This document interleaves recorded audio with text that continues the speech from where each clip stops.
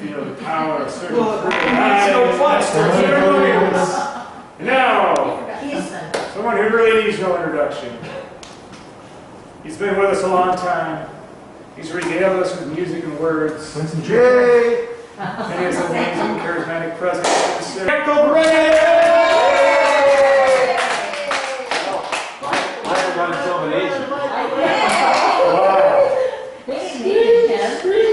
Yeah. Thank you, Charles. Was that unscripted, or did you actually memorize that? Looking back in here. Hours. You might call me when you're ready. Yeah. Last poetry night, I think, Sarah, you did some Yeats. Yes. So it's like, you know, great poets go in these big orbits. And then there's a time when I was really into Yeats. Oh yeah. I would bring Yeats to the coast and read Yeats, you know, on a cliff overlooking the ocean. Oh yeah. Anyway, it reminded me of a poem I put to music. That was a Yeats poem. Oh nice. And the last line of the poem kind of dovetailed into another Irishman who wrote, you know, 100 years later, a song, Van Morrison. So this is Yeats and Van Morrison kind of dovetailed into each other.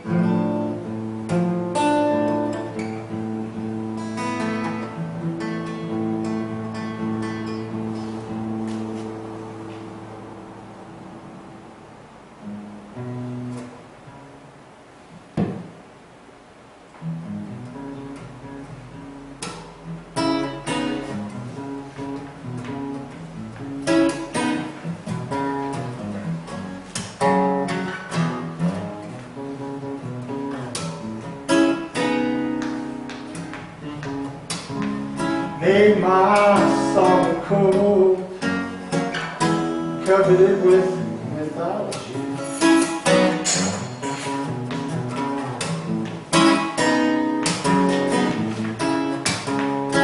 Made my song cold, covered it with embroidery.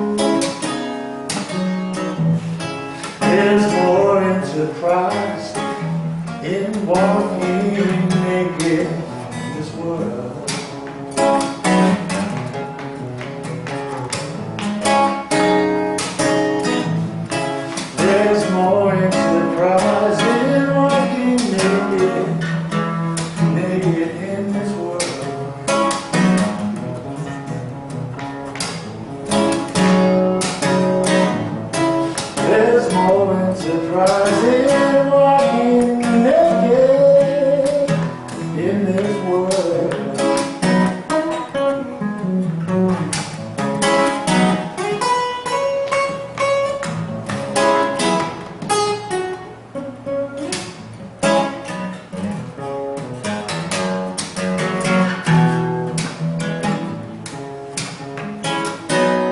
Well, if they take you for a clown, and they'll always bring you down, you've got to make it through this world if you can.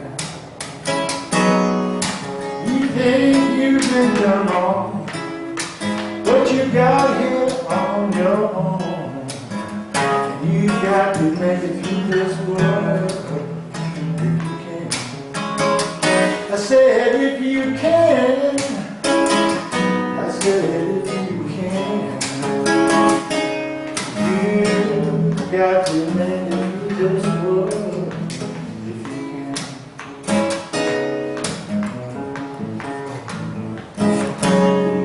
Well, you know without a doubt, no one knows you when you're down and out. You gotta make it through this world if you can.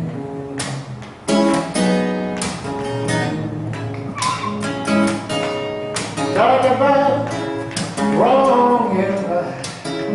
You gotta make up your own mind about it, and you got to make it through this world if you can.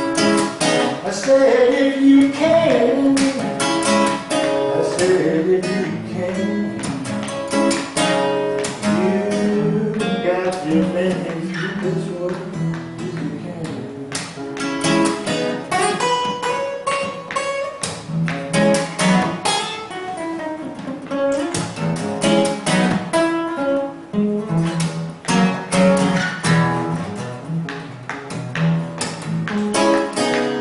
Do you think they know what they mean when they talk about the COVID-19?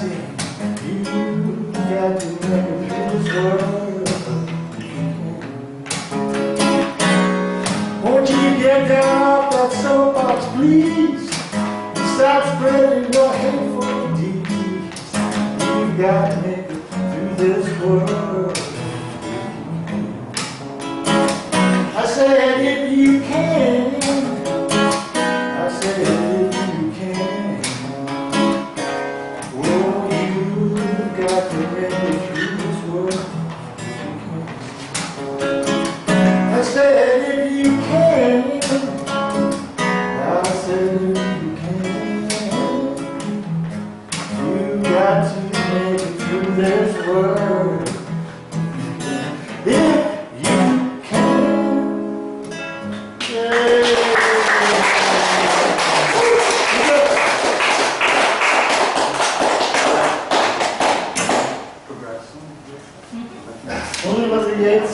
Michael Brennan. Van Morrison.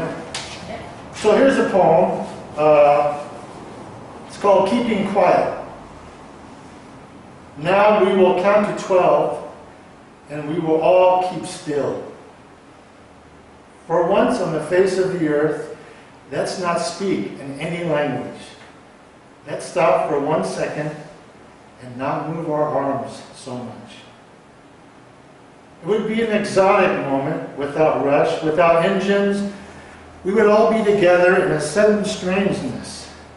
Fishermen in the cold sea would not harm whales, and the man gathering salt would look at his hurt hands. Those who prepared green wars, wars with gas, wars with fire, victories with no survivors, who put on clean clothes and walk about with their brothers in the shade, doing nothing. What I want should not be confused with total inactivity. Life is what it is about. I want no truck with death. If we were not so single-minded about keeping our lives moving, and for once could do nothing, perhaps a huge silence might interrupt this sadness of never understanding ourselves and of threatening ourselves with death. Perhaps the earth can teach us, as when everything seems dead and later proves to be alive. Now I'll count up to 12, and you keep quiet, and I will go.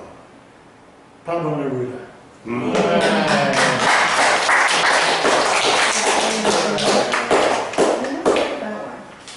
Thank you, Michael. Leo. Okay, I'm going to stand up there. Maybe I'm Make sure I'm in the camera. Could you peek and make sure I'm in the camera? Oh, sure. I'm going to stand up where I think Michael stood, but he's taller than me. And then I think you know. I was right there, Leo? Yeah, please. Help. Center. Now you may skedaddle, sir. On your mark. Am I there? Yes, perfect. Okay. Center. Well, folks, it feels good to be feeling good. Good job, I had a teenage girl tell me at the beginning of this whole thing, I told her my age and some of the problems I had. She said, well, you're not going to live to the end of the summer. What? It's some sort of thing about the culling of the boomers. We've hung around too long for the rest of the world. Right. Something I believe is probably the case. Yeah. Okay, now talking about children. When we are 10 and our eyes begin to open, we find weird tales of dark art left in our path as if someone had dropped them. And as we learn to long from longing, our blossom begins to open, and the raindrops splattered sidewalk bids us to run away and be orphans.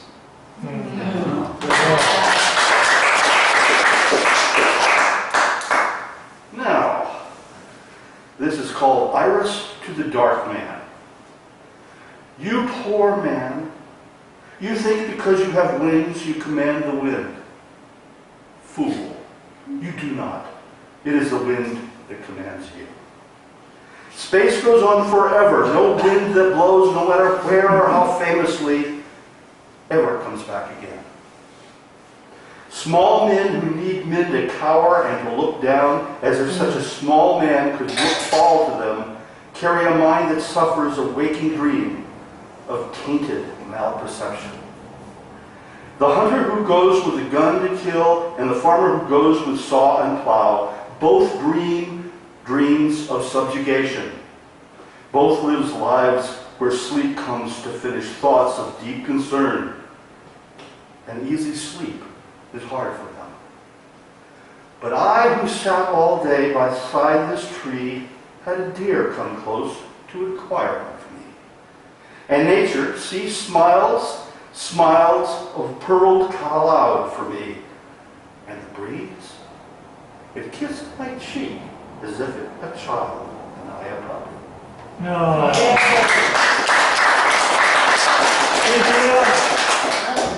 All right, Leo. You wrote those? So much. You wrote those?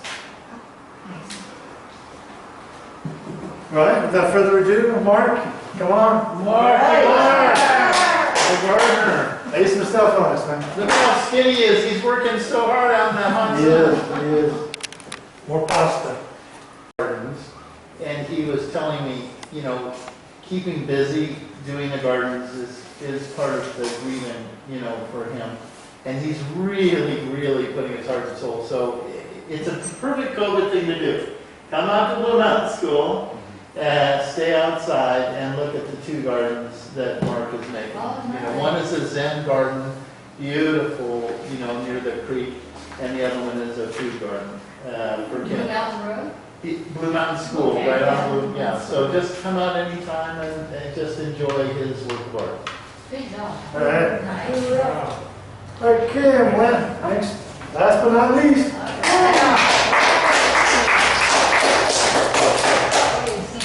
Thank you for coming, everyone. Still exciting to have anybody else in the building. Isn't it? I've lost the ability to manage my readers, and so I either have none or three at most moments. So right now I have two. I don't know. One for each eye. Yeah, exactly. Well, sometimes I do have to double them up. poems for you. And I just looked for some summer poems. So these are summer poems. The first one is by the poet Andrew Marvell, who you may know from such hits as To His Coy Mistress. Yeah, you know. He is a metaphysical poet who was writing in the 17th century. So.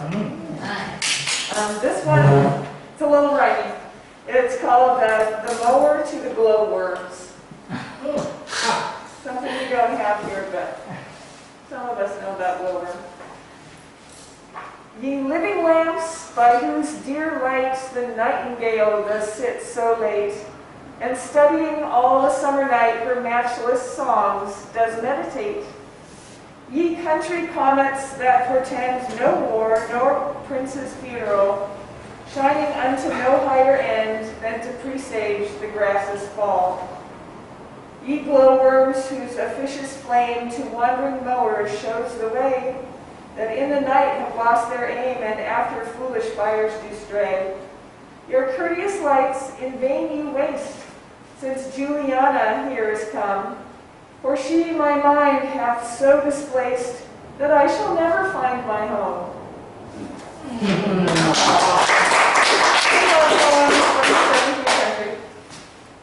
This next one is by a poet that until today I knew nothing about. His name's Robert Wrigley, and he's actually still alive, kicking, writing, and has at some point in his career taught at the University of Oregon. I just found that out. But he's a Northwest person. I think he was from Illinois originally, but went to school in Montana and spent most of his time in the Pacific Northwest. And anyway, this is called Mowing. Sleepy and suburban at dusk, I learned again the yard's geometry, edging around the garden and the weedy knots of flowers, circling trees and shrubs, giving a wide berth to the berry patch, heavy and sprawled out of its bounds. Shoving such a machine around a fairway of dandelions, it's easy to feel absurd. The average lawn, left alone 100 years, could become a hardwood forest, an admirable project. Still, I carry on, following week on week the same mowing pattern, cutting edges, almost sprinting the last narrow swaths. And tonight, as I mow over the bushels of fallen peaches, sending pits soaring over the neighbors' fences, seems hardly any different. But on one crooked march, I walk across the thin, hidden hole to a yellow jacket hive. Oh. The blade pulls them up from their deep, sweet chamber, just as my bare legs go by. A bee lands heavily, all blunder and revenge, and the sting is a quick embrace and release, like the dared kids run in touch of a blind man. I'm blind now with the shock and pain of it, howling in a sprint toward the house, the mower flopped on its side, wild blade loose in the darkening air. Later, the motor sputtered quiet, starved by tilt, and back in the twilight a half a dozen stings packed in wet tobacco, carrying a can of gasoline, a 5-foot torch. The destruction is easy. Shove can slow to entranceway lip, pull back and light torch, use torch to tip can. One low whoomp and it's over. A few flaming drones flutter out and fall. Stragglers, late returners, cruise wide circles around the ruins. In the cool September night, they fly or die. In the morning, I finish my chores. All the way to winter, the blackened hole remains. On Christmas Eve, a light, late snow covers it, and all the lawn's other imperfections, crabgrass hummocks, high maple roots, the mushroom-laden fairy ring that defies obliteration and appears every spring, more visible than ever. Standing in the window, the scent of pine powerful around me, the snap of wood undoing itself in the stove. I wonder at this thin and cold camouflage, falling, gradually falling, over what has gone and grown before. And I hear that other rattle and report, that engine driven by another fire, I think of a gold that is sweet and unguent, a gold that is a blaze of years behind me. I hear wind in its regular passes blowing across the roof, feel in my legs a minute and icy tingling, as though I had stood too long in one place, or made yet again another wrong step, as though the present itself were a kind of memory, coiled, waiting, dying to be seen from tomorrow.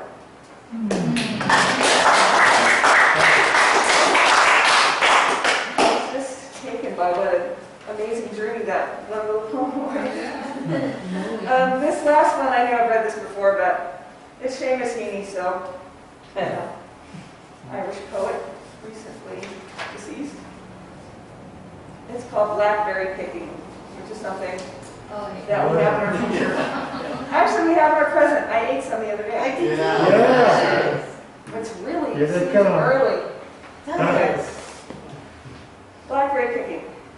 Late August, given heavy rain and sun for a full week, the blackberries would ripen. At first, just one, a glossy purple clot among others, red, green, hard as a knot. You ate that first one and its flesh was sweet like thickened wine. Summer's blood was in it, leaving stains upon the tongue and lust for picking. Then red ones inked up, and that hunger sent us out with milk cans, pea tins, jam pots, where briars scratched and wet grass bleached our boots. Around hayfields, cornfields, and potato drills, we trekked and picked until the cans were full, until the tinkling bottom had been covered with green ones, and on top, big dark blobs burned like a plate of eyes. Our hands were peppered with thorn pricks, our palms sticky as bluebeards.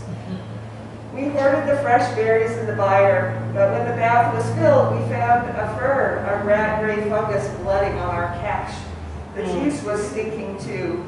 Once off the bush, the fruit fermented, the sweet flesh would turn sour. I almost felt like crying. It wasn't fair that all the lovely canfuls smelt of rot. Each year, I hoped they'd keep and knew they would not.